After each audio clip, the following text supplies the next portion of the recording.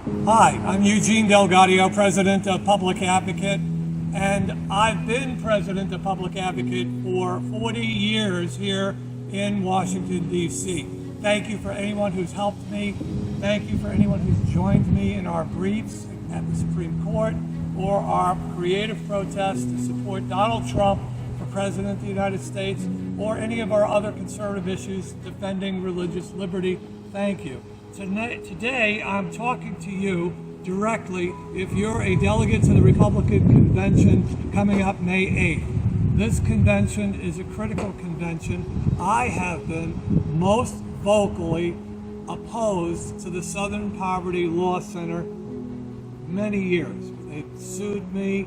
They've made it possible. Wonderful gift from the Southern Poverty Law Center.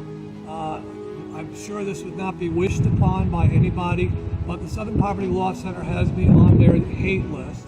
And together with a number of other groups, over 100 Christian groups, including the Family Research Council, I have been targeted for assassination. A domestic terrorist right now sits in jail, convicted of domestic terrorism for the so-called hate list, which circulates the address of my office, the address of the offices of many other Christians.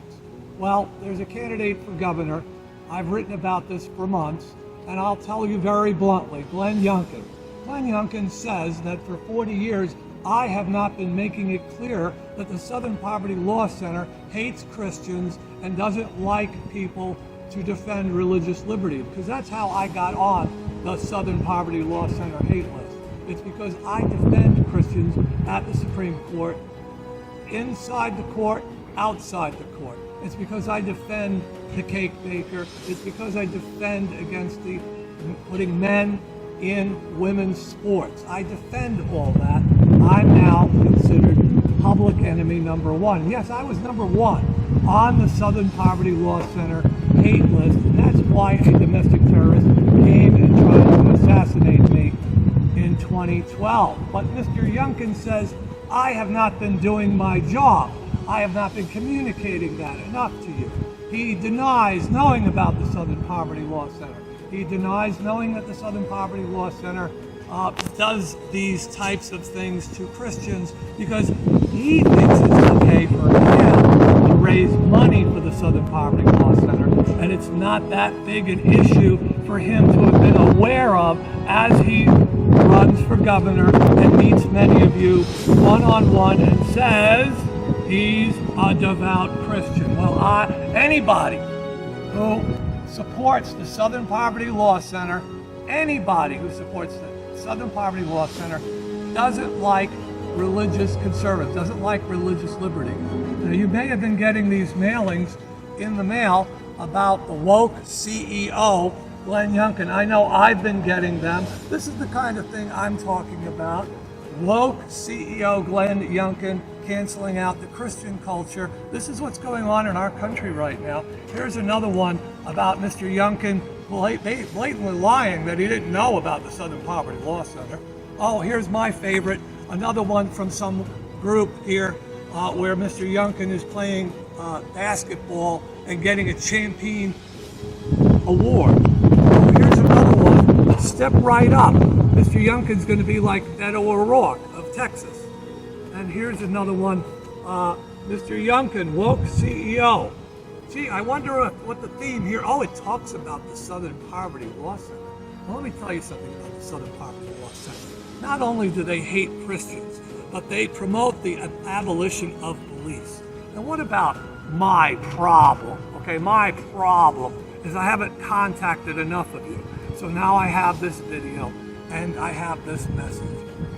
You can't have someone running for governor not know what an anti-Christian organization is. Southern Poverty Law Center has been and will continue to have hundreds of millions of dollars to attack Christians. It's why we're in this woke culture now. It's why we have this problem where you can lose your job. It's why we have this problem with cities burning. It's because of this woke organization called Southern Poverty Law Center suing me, sending someone by having a hate list. They had me number one. That's what the domestic terrorist confessed. to the Federal Bureau of Investigation. He confessed. Public advocate Eugene Delgaudio was #1 on his hit list. Through God's help, he missed me. I missed him. He was looking for me at the Chick-fil-A. I was bringing my son, and he waited, and breakfast was over, and he went to visit the Family Research Council on that fateful day, and he was stopped by a devoted employee at the Family Research Council and stopped and interviewed by the FBI. And he serves 25 years in prison. This is the type of organization, Southern Poverty Law Center, that will be at the table with the future governor. Now, I don't need to tell you that Terry McAuliffe, I will tell you, Terry McAuliffe is hand in glove working with the woke culture, sure. And he's going to probably win the Democratic nomination, and we're going to be facing Terry McAuliffe in the fall. I certainly don't think we should have another woke person running as the Republican nominee. So please consider the fact that the Southern Poverty Law Center wants Christians eradicated from American culture, and the fact that Mr. Youngkin fundraised for the Southern Poverty Law Center. You say, well, Delgaudio, where did you get that? Well, I have a letter that's posted on the internet right now from Mr. Youngkin. Yes, Glenn Youngkin. This week, Carl co-CEOs Hugh Sung Lee and Glenn Youngkin shared the following message with our people around the world. Now, as an executive, as a CEO, he could have asked for that to be struck once he found out about this, but it's still up on the internet right now. He's still raising money right now, today. He's still raising money for the Southern Poverty Law Center. I think that by itself is a conviction that he is going to bound and determined play it dumb. Well, if he's playing it dumb, this is pretty stupid. If you think I'm going to ignore this being on the internet, I don't think you should ignore it either. Please take this into consideration, that a candidate for governor raising money for an anti-Christian group that attempts to put us out of business, to put Christians out of business, close down churches, close down groups, legal firms that are defending religious liberty, take it into consideration that he can't even get this removed from the internet. So take it from me. Don't rest on your laurels. Do your job. Don't let Glenn Youngkin say that you're not doing your job. Don't have Glenn Youngkin say, like Hogan's heroes, Colonel Klink and Sergeant Schultz, I know nothing, I see nothing. I see nothing, I know nothing. I don't know nothing. Don't let him get away with that. Don't let him mock you.